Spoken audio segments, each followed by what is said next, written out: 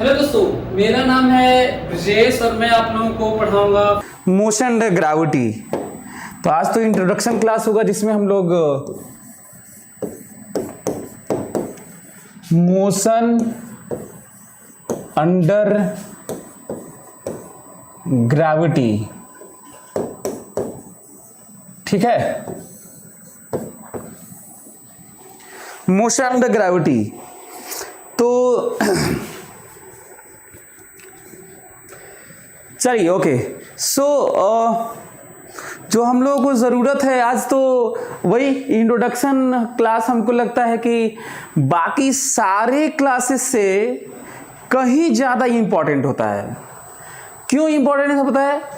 इसलिए क्योंकि हम लोग इंट्रोडक्शन क्लास में ये सीखते हैं कि वो उसकी ज़रूरत क्यों पड़ी, हमारे लाइफ से कैसे रिलेटेड है, जो उसके लॉज हैं वो हैं क्या, उसके फार्मूले क्या होते हैं, कहाँ से आए, है ना।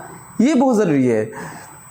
यदि इतनी चीज़ें निकाल दी जाएं और केवल किसी को फार्मूला रटवा के और कह दिया जाए, फिजिक्स में खास कर कि चलो क्वेश्चन करो, कर भी ले, इंटरेस्ट नहीं आएगा। सो ये बहुत ज़रूरी है कि हम लोग इंट्रोडक्शन क्लास को ज़्यादा फोकस होके पढ़ें ताकि हमें फिजिक्स में, साइंस में इंटरेस्ट आए। तो मोशन, अच्छा हाँ, और यही इंट्रोडक्शन ही क्लास भी आपके जो विजुअलाइजेशन है, ऑब्जर्वेशन है, जो सिचुएशन है, डिफरेंट टाइप की चीज़ों को आपको महसूस कराता है। नहीं तो फार्मूले से और केवल न्यूमेरिकल करने से कुछ अजीब सी चीज़ें हो जाएंगी, कुछ नई चीज़ें हो जाएंगी उसमें, तो फिर आप सोच नहीं पाएंगे। क्योंकि फिजिक्स या साइंस ऐसा है ही नहीं कि आप कोई चीज़ रट के आप एक डिफरेंट सिचुएशन को हैंडल कर लें। तो एक तो ये बात है। ओके, मोशन अंडर ग्रेविटी में दो केस होंगे। मोशन अंडर ग्रेविटी में उसके कंसिडरेशन, आपका मन करता है लिख लीजिए, मन करता है मत लिखिए। फिजिक्स वैसे भी बहुत ज़्यादा नोट्स बनाने वाला है भी नहीं।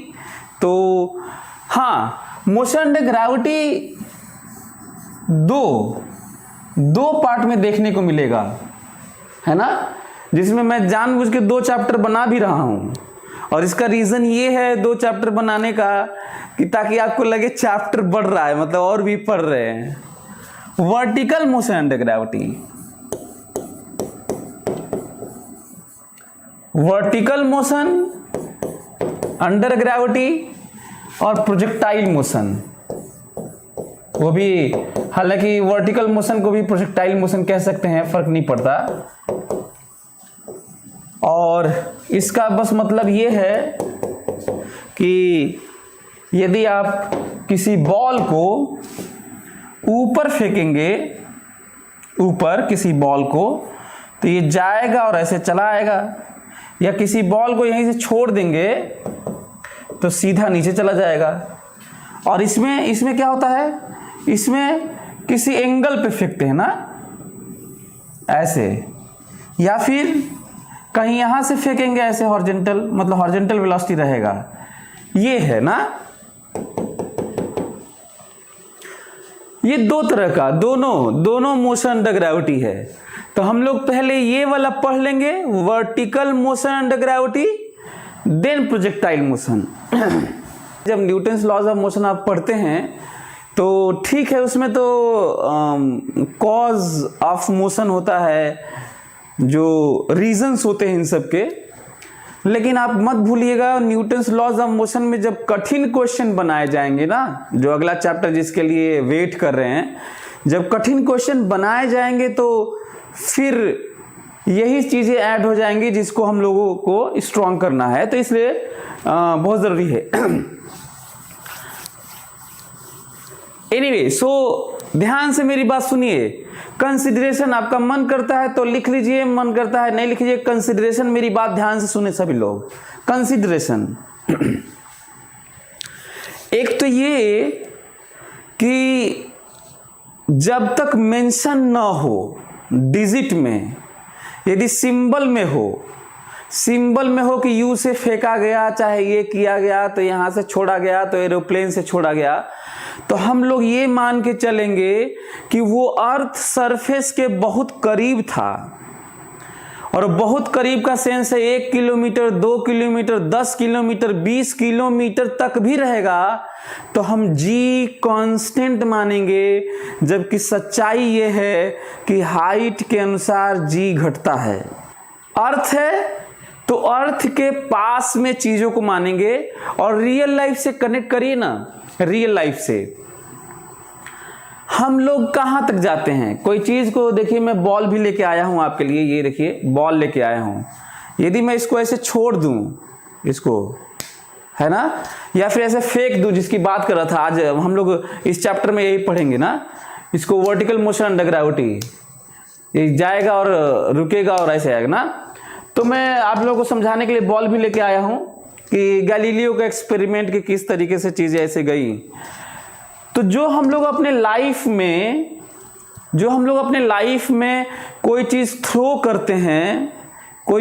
करते हैं, फुटबॉल खेलते हैं, टेबल टेनिस खेलते हैं, बैडमिंटन खेलते हैं, क्रिकेट खेलते हैं, छक्का मारते हैं, माउंटेन एवरेस्ट पे चढ़ते हैं 8,848 मीटर, मतलब 8-9 किलोमीटर, एरोप्लेन पे जाते हैं 6-7 किलोमीटर मान लीजिए। ये जितने भी हम लोगों के लाइफ में मैक्सिमम हाइट होता है जो 8-10 किलोमीटर है, तब तक जी में बहुत ज्यादा चेंज नहीं होता, घटता तो है। जितना यहां जी है उससे थोड़ा कम यहां पे है, और वो थोड़ा कम में 0.1 नहीं है, 0.01 कम नहीं है, 0.001 कम नहीं है, बहुत ज्यादा जो चेंज है वो इतना कम चेंज है कि इसको कांस्टेंट मानते हैं। क्या मानते हैं इसको? कांस्टेंट मानते हैं। तो एक तो ये है कि ग्रेविटेशन चैप्टर में, ये वाला नहीं, ग्रेविटेशन चैप्टर में हाइट के अनुसार जी घटता है, हाइट के अनुसार जी घटता है, और अर्थ सरफेस के अंदर जाएंगे तो भी घटता है। मैक्सिमम जी कहां होता है? सरफेस पर, सरफेस से, अर्थ के सरफेस से ऊंचा जाएंगे ऊंचाई पे तो जी घटता है। अर्थ सरफेस के अंदर जाएंगे गड्ढे में तो जी घटता है। मैक्सिमम सरफेस पे होता है जो 9.8 होता है, वो भी अलग अलग कंट्रीज में पोल पे, ध्रुव जो साउथ पोल नॉर्थ पोल है वहां भी अलग अलग होता है। तो ये सब बातें कहां पे आएंगी?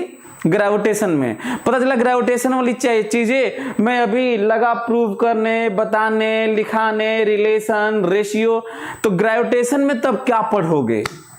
तो बस इतना ही काफी हम लोगों के लिए, नॉलेज के लिए इतना ही काफी है कि मैक्सिमम कहां होता है? सरफेस पे। एक तो बात ये है, और जो मैक्सिमम होता है और हाइट के अनुसार जी कम होता है, वो हम लोग नहीं मानेंगे जो अपने लाइफ में, जो डेली लाइफ में, या यहां तक कि स्पेशल लाइफ में भी जो यूज करते हैं, एरोप्लेन पे चढ़ना, माउंटेन एवरेस्ट, दिस दैट, उसमें भी चेंज नहीं मानेंगे। जी इज कांस्टेंट, जबकि होता नहीं है लेकिन मानना है। अच्छा, होता नहीं है तो मानना क्यों है? क्योंकि अच्छा खासा चेंज नहीं होता, इतना कम चेंज होता है कि अप्रोक्सीमेटली जी कांस्टेंट माना जा सकता है। एक पॉइंट। दूसरा कंसिडरेशन है, ये एक कंसिडरेशन है। दूसरा कंसिडरेशन, अर्थ घूमती है। याद करिए, रिलेटिव मोशन पढ़ा चुका हूं मैं आपको। अर्थ घूमती है, तो जब मैं इसको छोड़ता हूं, ये देखिए, जब मैं इसको छोड़ता हूं और ये गिरता है ऐसे, जब इसको छोड़ता हूं और ऐसे गिरता है, तो रियली में ये ऐसे गिरता है। अर्थ के घूमने के कारण उसको वेलोसिटी मिलता है ना, इधर की तरफ आता है। लेकिन हम लोग नहीं मानेंगे। जिस समय हम लोग ऐसे करते हैं तो मैं भी 1600 किलोमीटर पर आवर से भागता हूं और ये भी मेरे साथ में भागता है। पाथ इसका कर होता है, लेकिन हम लोग इसको स्ट्रेट लाइन मानते हैं। क्यों मानते हैं? क्योंकि हम लोग अर्थ को घूमता हुआ नहीं मानते हैं, हम नेग्लेक्ट करते हैं अर्थ के रोटेशन को। हम नेग्लेक्ट करेंगे अर्थ के रोटेशन को। दूसरी बात, दूसरा consideration, we do not consider rotation of earth during this projectile motion और वर्टिकल मोशन। ये कंसीडर करेंगे, देखेंगे, जाएंगे उसमें ग्रेविटेशन में तो देखेंगे। दूसरी बात, तीसरी बात, कंसीडरेशन बता रहा हूं। तीसरी बात, कहीं भी एटमॉस्फेयर तो है ही, ऐसा तो है नहीं कि मून है, कोई और प्लैनेट है कि एटमॉस्फेयर ही नहीं है। इतनी उसके पास एनर्जी है एयर के पास कि सब छोड़ के भाग गए उतने टेम्परेचर पे। ऐसा तो है नहीं मून पे, तो इसीलिए एटमॉस्फेयर है भी नहीं कि जो जनरल 3/2 kT जितना टेम्परेचर मून का है और वो सब छोड़ के जितने भी एटमॉस्फेयर मॉलिक्यूल थे एयर वेयर के वो सब भाग गए, वो रह नहीं पाए, उसको रोक नहीं पाया। लेकिन हम लोग खुशनसीब हैं और यहाँ पे लाइफ इसीलिए हो पाई क्योंकि यहाँ पे जितना टेम्परेचर हो चुका है अर्थ का ठंडा होते हुए, वो 3/2 kT जितना टेम्परेचर मॉलिक्यूल्स, गैसियस मॉलिक्यूल का है, जो एयर मॉलिक्यूल्स हैं उनको खींचा हुआ है और है इतनी एनर्जी। इसके वेलोसिटी उनके पास नहीं है, इसीलिए हम लोग सांस ले पा रहे हैं। तो अगला पॉइंट यहां पे एटमॉस्फेयर है। जब हम लोग किसी बॉल को ऐसे फेंकते हैं या ऐसे छोड़ते हैं तो एयर रेजिस्टेंस होता है, एयर का रेजिस्टेंस होता है, पर हम लोग लेते नहीं हैं जब तक मेंशन ना हो। तो एयर रेजिस्टेंस होता है कि नहीं? हर जगह होता है। बाइक से चलाते हैं तो एयर रेजिस्टेंस होता है, कार चलाते हैं तो एयर रेजिस्टेंस होता है, फैन चलता है तो उसी का एयर रेजिस्टेंस ही होता है, जिसके कारण वो फोर्स मारता है उसके ऊपर, वो धीरे धीरे कांस्टेंट स्पीड हो जाता है। सो एटमॉस्फेयर है, मोशन होगा, एयर रेजिस्टेंस होता है, पर हम लोग लेंगे नहीं जब तक क्वेश्चन में मेंशन नहीं होगा। ठीक, चलिए नेक्स्ट कंसीडरेशन है जो हम लोग ये फेंकेंगे, ये वाला फेंकेंगे तो कितना भी दूर जाके गिरेगा। अरे बहुत करेगा, 2-4 किलोमीटर दूर जाके गिरेगा। अरे 10-15 किलोमीटर, 20 किलोमीटर, 100 किलोमीटर दूर जाके गिरेगा। ये हालांकि इतना दूर फेंक भी नहीं सकते हैं। तो हम लोग फ्लैट मानेंगे, अर्थ को कर्व नहीं मानेंगे। ये नहीं कि कर्व पे जाके ऐसे गिर रहा होगा, है ना। एक कहीं मीम देखा था मैं कि मजाक, मतलब इस तरह का कि यदि अर्थ ऐसा है, यदि अर्थ राउंड है तो हम लोग सोते हैं तो हम लोग ऐसे क्यों नहीं सोते हैं। मैं कहीं मीम देखा था कि यदि हम लोग सोते हैं तो ऐसे टेढ़ा क्यों नहीं रहते हैं। तो ये कोई मतलब नहीं यार, अब इतने लंबे थोड़ी हो कि अर्थ का पूरा तुम ऐसे सोओगे, है ना। कहीं देखा था तो वो बनाने वाले मीम तो कुछ भी बनाते रहते हैं। ठीक है, अच्छा ये जो कंसिडरेशन है कि हाइट वाला, दूर वाला, ये सब किसी के रिस्पेक्ट में होगा। तो यही रीजन है, कोई भी चीज हमारा 2 किलोमीटर फेंकना, 10 किलोमीटर फेंकना, यहाँ तक जाना ऐसे, ये ऐसे जाना ऐसे, कुछ दूर तक जाना, aeroplane, mountain, Everest, this that, ये सब जो डिस्टेंसेस हैं ये किसके रिस्पेक्ट में नेग्लेक्ट करके हम लोग अजम्पशन ले रहे हैं कि जी कांस्टेंट है और फ्लैट है और प्लेन है ये अर्थ। ये सब अर्थ के रेडियस के कंपैरिजन में बात हो रही है ना।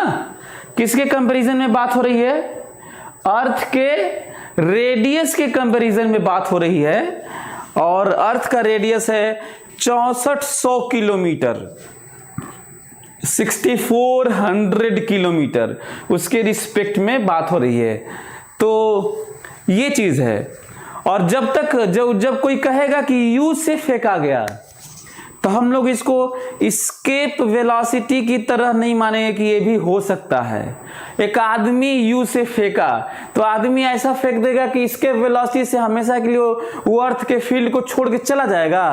11.2 किलोमीटर पर सेकेंड से ज्यादा से फेंक देगा वो, ये नहीं मानना है। और ना ही इसके वेलोसिटी के कंपेरेबल मानना है, जब तक क्वेश्चन में ये न दे कि एस्केप वेलोसिटी, पलायन वेग मतलब इतनी तेजी से कोई चीज फेंक देना कि वो अर्थ के फील्ड को हमेशा के लिए छोड़ के चला जाए, लौट के ना आए। जैसे ये आ रहा है, ये फेंक रहा हूं तो आ रहा है।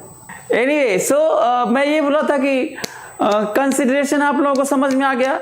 तो u जब होगा, u से फेंके तो u को you can take any value. उसमें हम लोग ये नहीं मानेंगे कि इतना तेजी से फेंक दिए कि वो चला जाएगा, इसके वेलोसिटी का आधा कंपेरेबल है और इस तरह का, ये नहीं मानेंगे। कैंसिल, ऐसा नहीं मानेंगे। हम लोग यही मानेंगे कि इसी तरह का कुछ u है, फेंका गया है। अच्छा, जब कह दिया जाएगा कि एस्केप वेलोसिटी के आधे वेलोसिटी से फेंका गया, तो एस्केप वेलोसिटी या उससे ज्यादा पे फेंकने पे वो अर्थ के फील्ड से जाता है बाहर। अब आधे से फेंकोगे तब तो बाहर नहीं जाएगा, लेकिन कहता है कि मैक्सिमम हाइट बताइए, तब ये सब नहीं लगेगा। वो जाएगा और लौट के आएगा, पर ये सब नहीं लगेगा, क्योंकि एस्केप वेलोसिटी के आधे वेलोसिटी से फेंका जाएगा तो बहुत ऊंचा जाएगा, वो हजारों किलोमीटर ऊंचा जाएगा। और जब हजारों किलोमीटर ऊंचा जाएगा तब जी कांस्टेंट नहीं लेंगे। ऐसे केस में मैक्सिमम हाइट निकालना इस चैप्टर का नहीं, ग्रेविटेशन चैप्टर का हो जाएगा। वो किस चैप्टर का होगा? ग्रेविटेशन चैप्टर का होगा। एक तो ये है। तो ये है। अच्छा, कंसिडरेशन आप लोग को समझ में आ गया। अच्छा हाँ, देखो कठिन क्वेश्चन क्या बनते हैं। वो कहते हैं कि यू से फेंका और एयर रेजिस्टेंस है, अब लो, ये कठिन है। ये फेंका यू से और कहा कि एयर रेजिस्टेंस लो, हम दे रहे हैं -kV air resistance, -kV, K is positive constant, फेंका और एयर रेजिस्टेंस -kV। अब बताओ कितना हाइट तक। ये इस चैप्टर का सबसे कठिन क्वेश्चन, और इतना कठिन क्वेश्चन कि हल्का फुल्का इस पे बेस्ड क्वेश्चन आया है। एग्जैक्ट मैक्सिमम टाइम का बस इनइक्वालिटी आया है अभी तक आईटी में। ये नहीं आया कि मैक्सिमम हाइट बताइए, पर मैं पढ़ाऊंगा आपको एयर रेजिस्टेंस वाला ही वाला, ठीक है। तो ये हम लोगों को समझने की जरूरत है। अब आते हैं हम लोग वर्टिकल मोशन। आज इंट्रोडक्शन क्लास है ना, इसलिए अच्छा इंट्रोडक्शन क्लास में अच्छे से फोकस करके सीख जाओ, ताकि तुम एक एक चीज को जानते रहो, ताकि तुम्हें कंफ्यूजन ना हो। और मैं ट्राई कर रहा हूं कि जितने भी अभी तक क्वेश्चन आए थे उनको मैं बिना आपके द्वारा आए क्वेश्चन को मैं डील कर रहा हूं, क्योंकि बहुत सारे बच्चे इतने दिनों में पूछ चुके हैं। कंसिडरेशन उसको जब आप सोचेंगे, आज जो क्लास है इसे सोचिए कि कितना, जब हम कहीं पे कुछ बात होगी, कोई कहेगा कि ये मत सोचिए कि इतना है, तो उसका मतलब समझ में आएगा। नहीं तो कई बच्चे तो इसलिए नहीं करते हैं क्योंकि समझ ही में नहीं आता है। नेग्लेक्ट, कहीं पर लिख दिया neglect effect of rotation of अर्थ, ये लिख दिया, तो ये तो अच्छी बात है, यही तो हम लोग मान के पढ़ते हैं। और लिख देने से कई बच्चे नहीं करते हैं, सोचते हैं कुछ ऐसा लिखा है क्वेश्चन में जो हमको मालूम नहीं है ना। तो इस तरह की बातें होती हैं बहुत सारों के साथ। तो एक तो ये एक पॉइंट है। चलिए दूसरा, जो दूसरी बातें हैं, कुछ अलग अलग बातें ध्यान से सुनने वाली हैं। अब हम लोगों को एक और बात जो जाननी है वो ये है, कई बच्चों के दिमाग में आता है कि जो सैटेलाइट या रॉकेट छोड़े जाते हैं वो एस्केप वेलोसिटी से ज्यादा वेलोसिटी से छोड़े जाते हैं। रॉकेट जो कहीं और पे मार्स जो इंटरस्टेलर होते हैं, चाहे कहीं पे स्पेस की जर्नी होती है, कहीं और जाना होता है मून पे चाहे कहीं और, तो उनको लगता है कि ये जो रॉकेट छोड़ते हैं वो स्केप वेलोसिटी से ज़्यादा वेलोसिटी छोड़ते हैं। अरे भाई, स्केप वेलोसिटी ये नहीं होता है कि लगातार उसमें कंबस्टाइल मटेरियल हो, उसमें चैम्बर्स हो और वो कंबस्टन हो और वो उसे फोर्स ऑफ थ्रस्ट मिले रॉकेट को at the cost of living something behind. Conservation of momentum से आगे बढ़े रॉकेट, वो वैसे बढ़ता है भाई। इसके वेलोसिटी दूसरी चीज है। इसके वेलोसिटी ऐसी चीज है कि यहीं से फेंक दिए और उसमें कोई चुंबर नहीं है कि कंजर्वेशन ऑफ मोमेंटम, पीछे गैस बहुत तेजी से निकलती रहेगी और वो अप थ्रस्ट मिलता रहेगा, बढ़ता रहेगा, एक्सेलरेट होता रहेगा, mg को बैलेंस करता रहेगा और चलता रहेगा। ये नहीं, ध्यान देना है। कई लोग कंफ्यूज होते हैं। एस्केप वेलोसिटी वो वेलोसिटी है जो यहीं से पत्थर उठाया और यहीं से दे दिया, फेंक दिया। कितने स्पीड से, जो कैलकुलेट हो चुका है 11.2 किलोमीटर पर सेकेंड से, और लौट के नहीं आया। यानी कि उसी में चैम्बर लगा हुआ है और नीचे चीजें निकल रही है ना।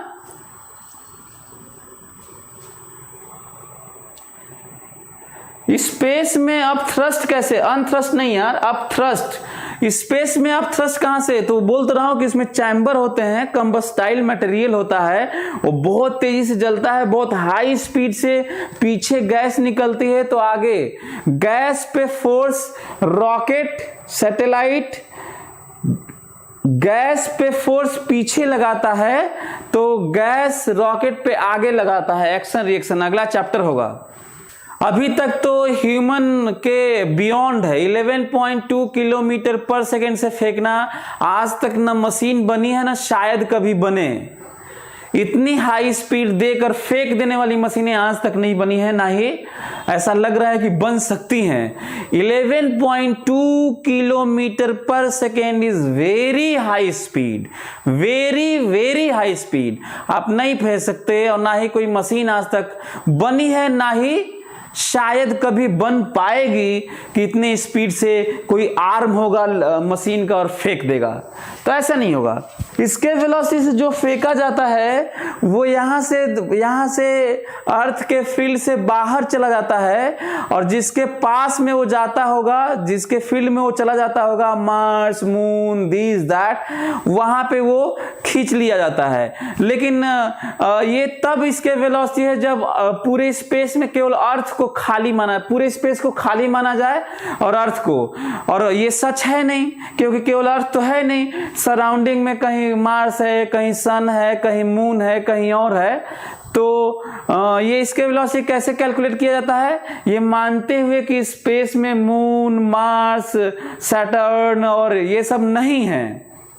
तो फेंक दोगे तो ऐसे तो रियल में है, वो सब तो खींच लेंगे, है ना कहीं कोई खींच लेगा।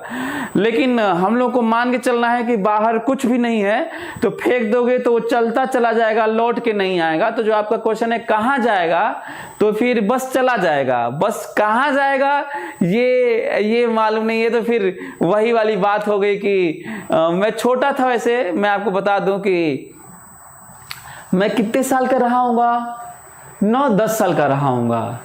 तो मैं इस पे सोचने लगा था धीरे धीरे। एस्ट्रोनॉमी में बड़ा इंटरेस्ट रहा है शुरू से ही, भले ही पढ़ाई में तो ज़्यादा उस समय नहीं आया, 9-10 साल में क्या पढ़ूंगा मैं, लेकिन ये सोचने लगा था कि ये जो आसमान है, जहाँ तक तारे हैं, ये कहाँ तक है और उसके बाद कहाँ तक है। आखिर उसके बाद क्या मिट्टी, पहाड़ है, यदि वो भी है तो वो कहाँ तक है, उसके बाद क्या है। ये हमको बड़ा एडवेंचरस लगता था सोचने में। और मैं लोगों से पूछता रहा, लोग मना करते रहे कि खोपड़ा मत लगाओ, तुम्हारा खोपड़ा गर्म हो जाएगा, फट जाएगा।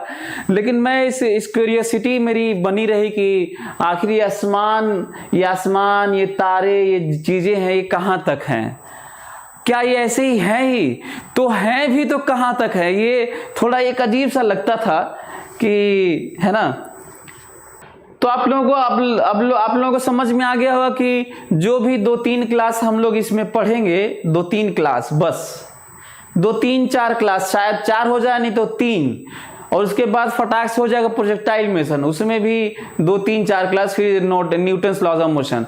तो इसका मतलब अभी हम लोग वर्टिकल मोशन अंडर ग्रेविटी पढ़ेंगे, ठीक है। सो हम लोग क्या पढ़ना है? Vertical motion under gravity. हाँ, चलिए। और आपको पता है, यदि आप मेरी बातों पे ध्यान दिए तो, चलो ध्यान से सुनो मेरी बात ना, मेरी बात ध्यान से सुनिए, मैं क्या बोल रहा हूं उसको फोकस होकर सुनो। वर्टिकल मोशन अंडर ग्रेविटी, आज यदि हम लोग साइन कन्वेंशन और एक एक चीज समझ जाएंगे तो हजारों क्वेश्चन बनते हैं इस पे, और रियल लाइफ एग्जांपल्स हैं ये जो। अच्छा, चैप्टर पता है? पहले तो ये जानो कि मोशन अंडर ग्रेविटी में एक्सेलरेशन g कांस्टेंट होता है।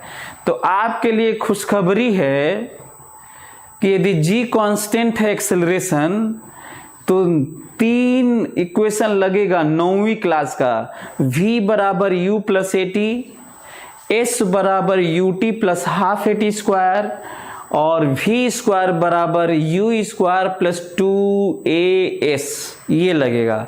और क्यों लगेगा? क्योंकि एक्सेलरेशन कांस्टेंट है, और एक्सेलरेशन कांस्टेंट होता है तभी ये तीनों लगता है, नहीं तो नहीं लगता है। इसका मतलब यदि हम लोग एयर रेजिस्टेंस ले लेंगे तो ये नहीं लगेगा, एक बात। दूसरी बात, हम लोगों के रियल लाइफ में इतना मोशन अंडर ग्रेविटी होता है, लेकिन सबके लिए यदि ये रेजिस्टेंस छोड़ें, जिसमें रियली में हर जगह छोड़ना ही है, लगभग सब जगह वही इक्वेशन लेंगे, ये खुशखबरी है। लेकिन वेरिएशन इतना ज्यादा होगा और रियल लाइफ से रिलेटेड होगा कि हमें ये पढ़ना पड़ रहा है, बावजूद इसके कि मोशन इन 1D इतना डिटेल में पढ़ चुके हैं, रिलेटिव इतना डिटेल में पढ़ चुके हैं, वेरिएबल एक्सेलरेशन तक को पढ़ चुके हैं, फिर भी ये इसलिए पढ़ रहे हैं क्योंकि हमारे रियल लाइफ की बात है, हमारे प्रैक्टिकल लाइफ की बात है, इसलिए पढ़ रहे हैं। और उसमें सारे वेरिएशन, तो एक तो ये बात है ना, कि इसलिए पढ़ रहे हैं, जबकि इसके इक्वेशन हम लोग जानते हैं। दूसरी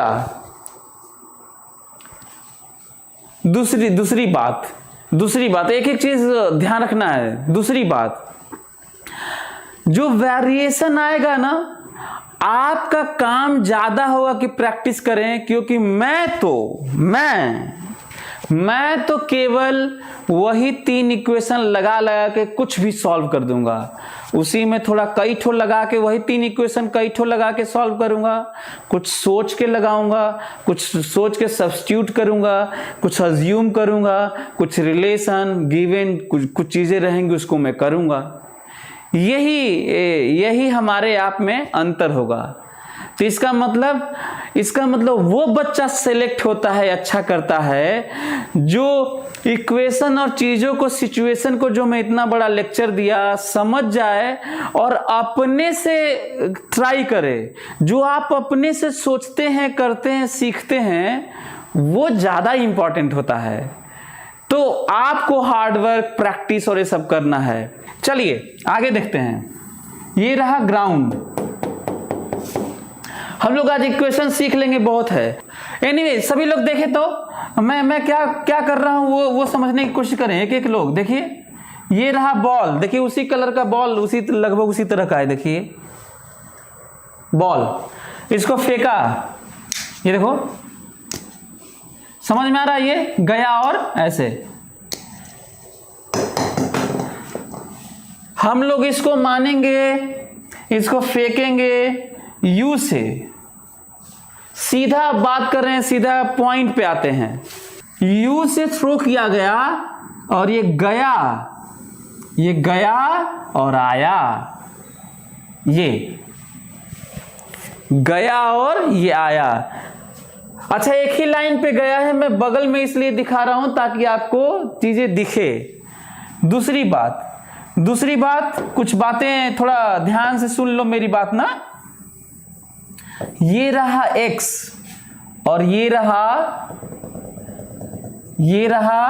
y और ये रहा ओरिजिन, और ये गया और आया तो दिख ही रहा है आप लोगों को। ये गया और ये आया, मतलब इधर गया और इधर आया।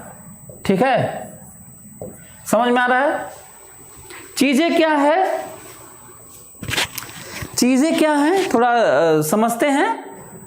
चीजें ये है कि फिर से 1D है, बस 2 में जानबूझ के x बना दिया हूं, जबकि इधर मोशन नहीं है। यदि आप ऐसे वेलोसिटी देंगे तो ऐसे ही जाएगा और ऐसे ही आएगा। दिस इज 1D और 1D खूब पढ़े हैं, इसीलिए मैं बोल रहा हूं कि मैं आज के लेक्चर के बाद अब मैं मोशन अंडर ग्रेविटी तुम लोगों को दूंगा टेस्ट में। तुम्हारा काम है बनाना, पढ़ना, करना। मैं तो पढ़ाऊंगा ही 2-3 क्लास अपना जो भी। दूसरी बात, एक जब बात सुन लो। और जो अगला चैप्टर होगा प्रोजेक्टाइल मोशन, वो बस अंतर इतना हो कि ऐसे फेंका जाएगा। अभी ऐसे फेंका गया है, वैसे फेंका जाएगा। मतलब अभी वेलोसिटी इधर दी गई है, यही कम होगा, यही फिर ज्यादा होगा स्पीड और ऐसे आएगा। लेकिन जब ऐसे फेंका जाएगा तो इधर भी जाएगा और इधर भी जाएगा। तो उस आगे वाले के लिए, अगले चैप्टर के लिए भी बना दिया हूं, हालांकि अभी जरूरत नहीं था। ये पॉइंट एक ये पॉइंट। दूसरा पॉइंट हम लोग के सामने आ रहा है, इक्वेशन। इससे पहले कि बॉल को नीचे फेंके, ऊपर फेंके, इधर फेंके, कैसे फेंके फर्क नहीं पड़ता, हमें साइन जरूर मान लेना चाहिए पहले ही। यदि तुम साइन नहीं मानोगे तुमसे गलत हो जाएगा, और यदि सही भी होगा तो वो ऐसे ही सही हो जाएगा, तुम्हें नॉलेज कम है। तो क्या करना है, अब हर क्वेश्चन में साइन मानना है, क्योंकि जो 3 इक्वेशन हम जानते हैं, v बराबर u plus A T, s बराबर U T plus half A T square, सब ये वेक्टर फॉर्म के हैं ये। तो क्या करना है भाई, फिर से हम लोग साइन मानेंगे। साइन ये 1D है तो मानेंगे, हम कहेंगे ऊपर प्लस है, ठीक है, हो गया। तो अब ऊपर प्लस है तो नीचे प्लस नहीं होगा, नीचे माइनस ही होगा। चाहे काम कर लो, नीचे ही प्लस मान लो, और नीचे प्लस मान लिए तो ऊपर माइनस होगा। ऐसा नहीं हो सकता कि नीचे भी प्लस है ऊपर भी प्लस है, ये नहीं होता है, ठीक है। और ये पहले से जानते हैं कि x में इधर i होता है तो इधर माइनस i होता है, इधर प्लस x होता है तो इधर माइनस x होता है। ऐसे ही जानते हैं प्लस जे माइनस जे, प्लस के माइनस के, ऐसे। तो ये होता है, तो ऑब्वियस ही बात है। एक ये बात, साइन मानेंगे। और क्यों मानेंगे साइन क्यों मानेंगे? क्योंकि जो हम जानते हैं 9th में, भले ही कम इस तरह की बात हुई होगी, पर सब का सब वेक्टर फॉर्म है, वेक्टर वाली चीजें हैं। तो चलिए तब मान लेते हैं। देखिए इधर ये रहा, इधर प्लस और इधर प्लस और इधर माइनस और इधर माइनस। ध्यान से सुन लो मेरी बात। मैं x का भी अभी मान लिया, ओरिजिन x का इधर प्लस इधर माइनस, इधर प्लस इधर माइनस। हालांकि हमें अभी x की जरूरत नहीं है, ये अगले चैप्टर में जरूरत है, लेकिन मान लिया तो मान लिया, ठीक है, अभी हमें ये जरूरत है। और फिलहाल मैं ये माना हूं प्लस, तो अपने आप ये माइनस है ना। वैसे में हमें इतना फ्रीडम है कि मैं इधर भी प्लस मान सकता हूं और इधर माइनस हो जाएगा। तो एक तो ये है कि मानेंगे और लिखेंगे। दूसरा यदि आप ये मानना सीख गए, लिखना सीख गए, सारे क्वेश्चन दुनिया के होंगे, हजारों क्वेश्चन, आईटी पीएमटी में आया हुआ सब क्वेश्चन होगा। अब देखना ये है कि क्या सब होगा, तुमसे होता है कि नहीं, तुमसे होता है कि नहीं। एनीवे,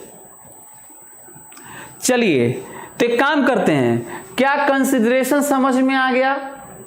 फिलहाल मैं ऊपर प्लस माना हूं, कोई जरूरी नहीं है कि मैं ऊपर ही प्लस मानूं। ओके, क्या ये बात समझ में आई जो मैं बता रहा हूं?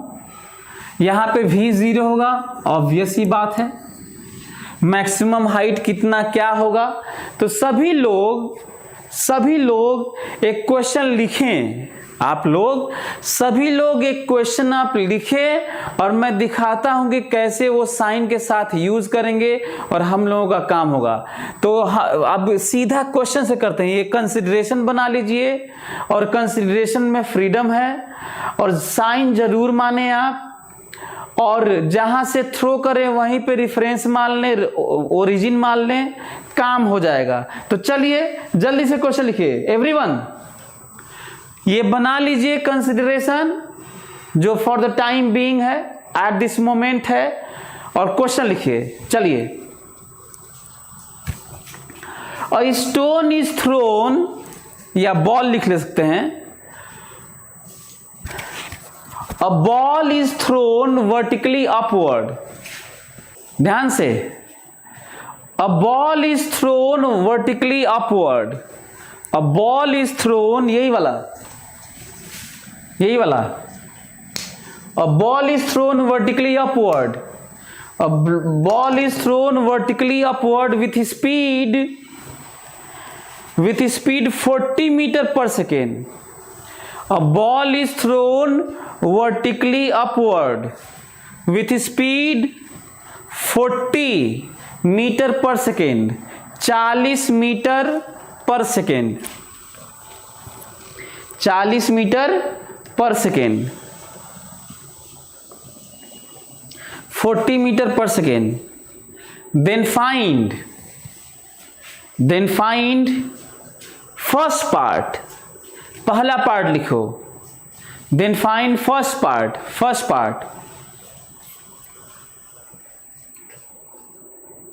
अच्छा, मेंशन नहीं किया हूं तो ग्राउंड से मानेंगे, उसे कहना चाहिए था कि फ्रॉम ग्राउंड ना, लेकिन ग्राउंड से नहीं तो ठीक है, ग्राउंड से ही। ये भी एक अच्छा कंसिडरेशन है जो अजम्पशन में जो बता रहा था शुरू में। Anyway, so find first part, height, पहला पार्ट लिखो, find height comma velocity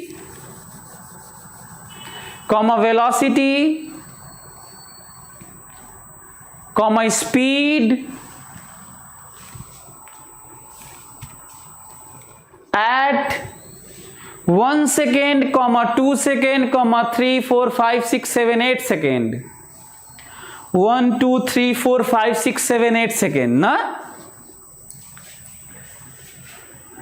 A ball is thrown vertically upward with speed 40 meter per second. Then find height, velocity and speed at 1 second, 2 second, 3, 4, 5, 6, 7, 8 second. Next, अगला question लिखिए।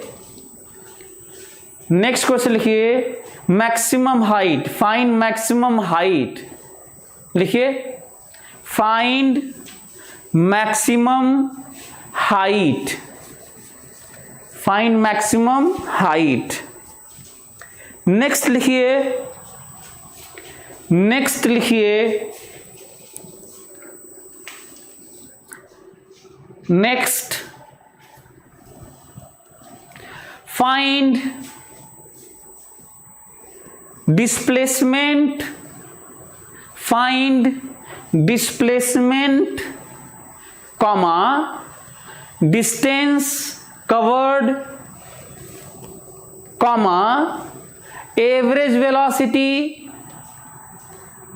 Comma average speed comma and average acceleration. Find displacement comma distance covered comma average velocity comma average speed and average acceleration. Average acceleration, average acceleration लिखे।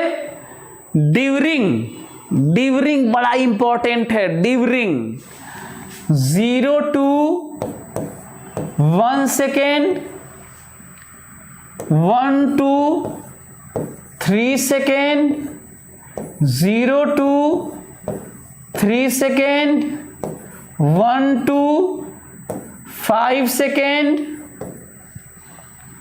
0 to 7 second, 0 to 8 second,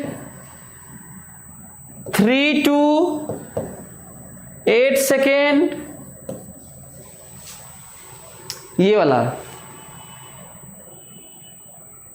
हाँ, जल्दी जल्दी।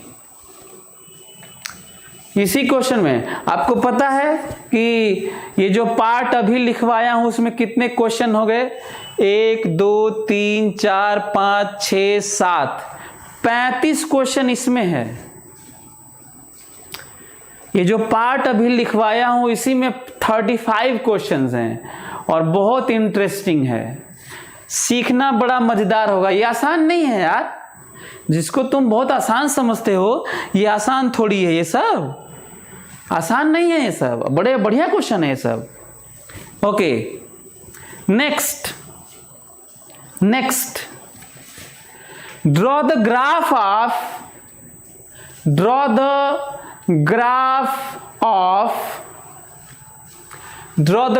Of AT, VT, HT, displacement T, distance T, speed T,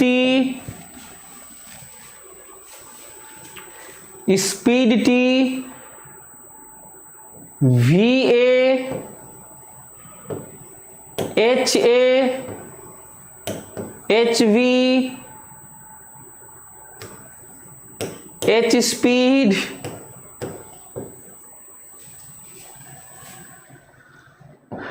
displacement V, distance V and many more. Cartesian plane का बस मतलब होता है X Y दो एक्सिस परपेंडिकुलर होते हैं और उसे वही प्लेन होता है, बाकी हॉरिजॉन्टल वर्टिकल से मतलब नहीं होता। ये कहाँ से सीख लिए कि कार्टेशियन प्लेन हॉरिजॉन्टल वर्टिकल होता है? तुम हॉरिजॉन्टल मानो यार, एक्स को, एक्स वाई को हॉरिजॉन्टल मानो तो वो प्लेन हॉरिजॉन्टल होगा, एक्स वाई को ऐसे मान लो तो वैसे होगा। तो ऐसा कुछ नहीं है, कार्टेशियन प्लेन अलग से ऐसा कुछ नहीं है कि हॉरिजॉन्टल वर्टिकल लेना है ना। कार्टेशियन एक्सिस होते हैं जो एक्स वाई परपेंडिकुलर होते हैं। एनीवे, आप लोग ये लिख लिए, मेहनत करना है। इसीलिए मैं बोल रहा था कि 1D पढ़े हैं तो कितना फायदा होगा ये तुम्हारे सामने है। स्पीड टाइम भी खींचना है, velocity time, acceleration time, height time, सब खींचना है। इसका मतलब साफ है कि जो एक क्वेश्चन मैं आपको दिया हूं,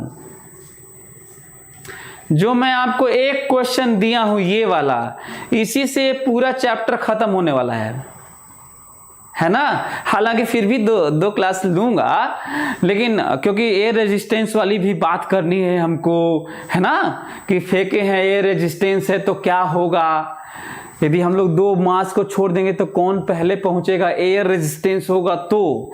एयर रेजिस्टेंस नहीं होता है और 2 मास को छोड़ेंगे, भारी मास को हल्के मास को, तो दोनों साथ पहुंचेंगे। लेकिन एयर रेजिस्टेंस होगा तब कौन पहले पहुंचेगा, बहुत सारे सिचुएशन और बहुत इंटरेस्टिंग क्वेश्चन बनते हैं। हाइपोथेटिकल मीडियम ले लें, कहते हैं कि हाइपोथेटिकल मीडियम ऐसा है, इमेजिनरी मीडियम ऐसा है, काल्पनिक माध्यम ऐसा है कि जिधर वेलोसिटी है उधर ही फोर्स लग रहा है मीडियम के द्वारा, तब इसको छोड़ा जाएगा तो कौन पहले पहुंचेगा, ऐसे फेंका जाएगा तो कौन ज्यादा ऊंचा तक जाएगा। ये सब क्वेश्चन है, नए क्वेश्चन है, देखा जाएगा अगले क्लास में।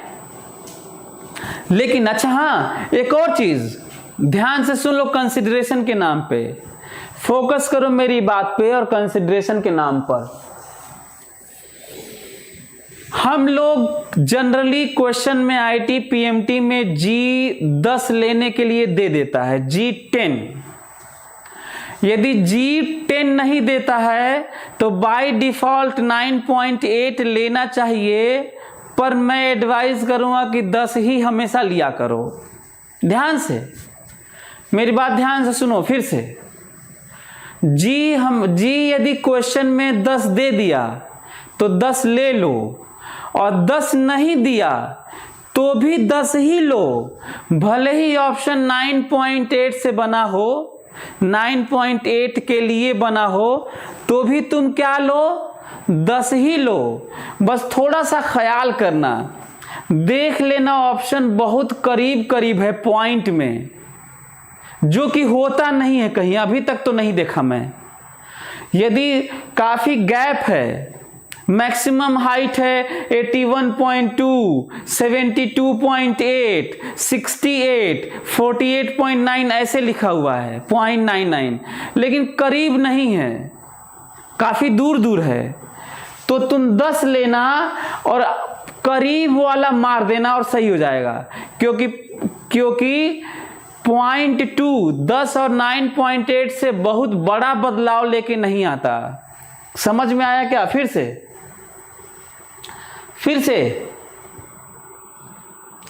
से मेरी बात सुनो ध्यान से। जो चीजें बता रहा हूं वो ध्यान से सुनोगे तभी तो काम होगा। आज का क्लास तो यही है यार कि हम लोग क्या करें इस चैप्टर के लिए। तो यदि ध्यान से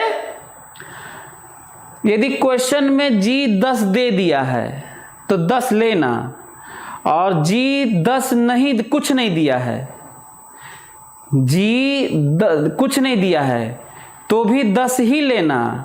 यदि G9.8 दिया है और यदि ऑप्शन बहुत बड़ा है तो भी 10 ही ले सकते हो। हालांकि G9.8 दे दिया है तब तो 9.8 भी ले सकते हो, लेकिन तब ऑप्शन देख लेना। यदि करीब ऑप्शन है, 19.8 है, 18.9 है, 20.1 है, बहुत करीब है, तब 9.8 ही ले लेना। करीब है तो, है ना, जो दिया होगा वो ले लेना, नहीं दिया होगा तो 9.8 ले लेना।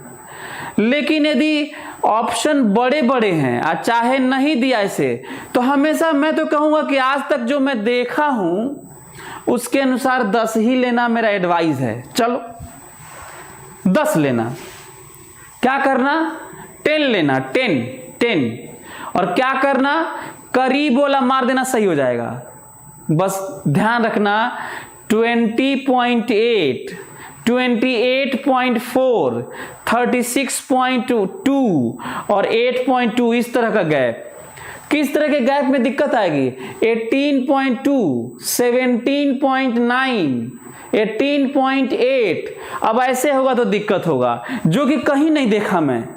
तो क्यों ना हमेशा 10 लिया जाए, क्यों ना हमेशा 10 लिया जाए, और चाहे ऑप्शन मिले या न मिले, मिल गया बढ़िया, नहीं मिला करीब वाला मार देना, सही हो जाएगा। कौन सा वाला? करीब वाला।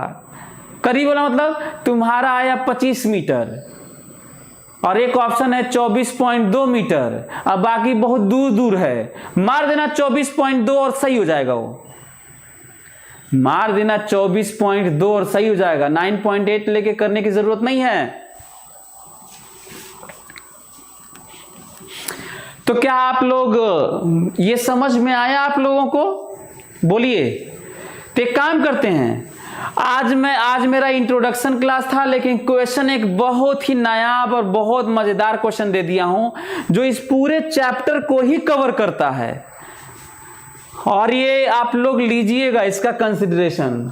ये आपके 9th टाइप का है और वेक्टर फॉर्म टाइप का लगाइएगा साइन मान के। ये पूरा क्वेश्चन आप लोग करिए। ये वाला अगले क्लास में मिलते हैं और बातचीत करते हैं और देखते हैं कि कैसे ये थोड़ा अलग है और एयर रेजिस्टेंस लेते हैं। चलिए अगले क्लास में मिलते हैं। Thank you so much. On IS2ON study is always on. Concepts के बेहतर रियलाइजेशन के लिए IS2ON पर बने रहिए।